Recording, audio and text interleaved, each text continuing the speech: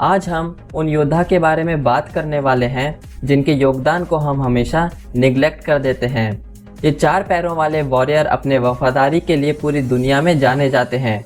जी हाँ, आज हम बात करने वाले हैं मिलिट्री डॉग्स की।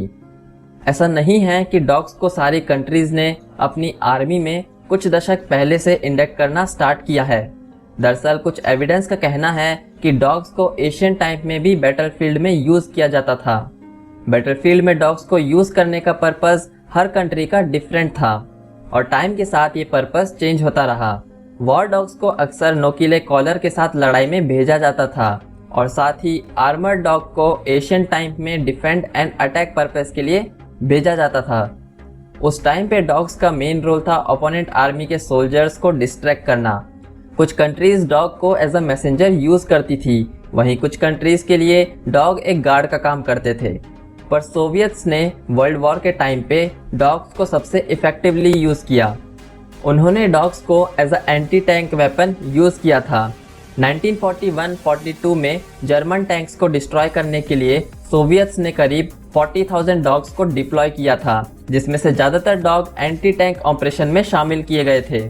और बाद में डॉग्स को माइन डिटेक्ट करने के लिए या एनिमी स्नाइपर को डिटेक्ट करने के लिए यूज करने लगे।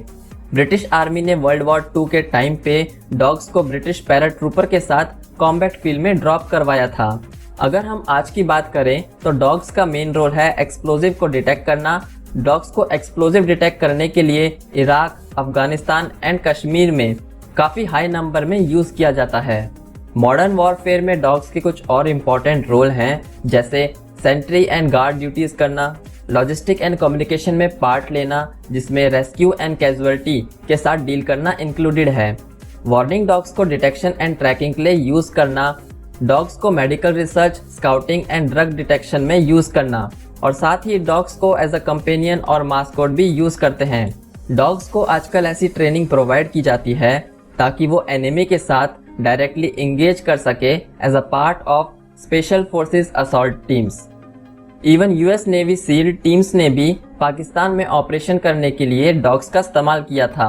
ये डॉग्स दरअसल बम को डिटेक्ट करने के साथ ही एनिमी के सीक्रेट डोर्स एंड सीक्रेट रास्तों का पता आसानी से लगा सकते हैं।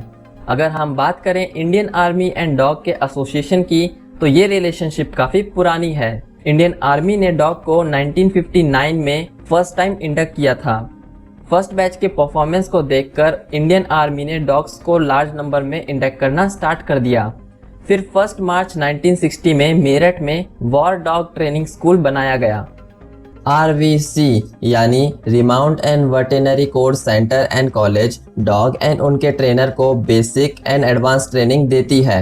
ये basic and advance training specialised job जैसे explosive detection, mine detection, tracking, guarding and assaulting के लिए डॉग्स को और साथ ही उनके ट्रेनर्स को ये ट्रेनिंग दी जाती है। The remount and veterinary corps का मोटो है पशु सेवा अस्माकम धर्मा।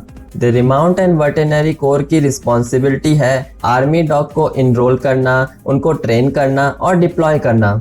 यहाँ पर डॉग्स को ट्रेनिंग उसके ब्रीड एंड एप्टीट्यूड को ध्यान में रखते हुए दी जाती है। सबसे पहले तो डॉग्स को कैटेगराइज किया जाता है। डॉग की डिफरेंट कैटेगरी है, जैसे tracker dog, guard dog, infantry dog, mine detective dog, explosive dog, avalanche rescue dog और ऐसे ही कई सारे।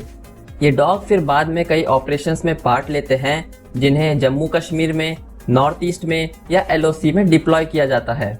VIP security and protection of defence installations में भी इन डॉग्स का इस्तेमाल होता है।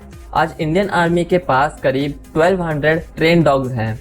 इनमें से कई डॉग्स को गैलेंट्री एक्ट के लिए शौर्य चक्र, सेना medal and chief of army staff commendation card भी मिला हुआ है। Indian army mainly German shepherd's, Labrador, Belgian shepherd's and great Swiss mountain dogs को यूज करती है और कुछ साल पहले ही इंडियन आर्मी ने इंडियन डॉग ब्रीड को भी यूज करना स्टार्ट कर दिया है। पहले इंडियन आर्मी के डॉग्स को रिटायरमेंट के बाद मनी एंड सिक्योरिटी पर्पस के कारण मार दिया जाता था, पर अब ऐसा नहीं किया जाता। अब बस उन्हीं डॉग्स को मारा जाता है जिन्हें इनक्योरेबल डिजीज है। मैं उम्मीद करता हूं कि इस वीडियो में आपको काफी सारी न्यू इन्फॉर्मेशन मिली होगी। अगर आपका कोई सवाल है तो आप मुझसे कमेंट सेक्शन के थ्रू पूछ सकते हो। लाइक करें इस वीडियो को एंड अपने फ्रेंड्स के साथ करें।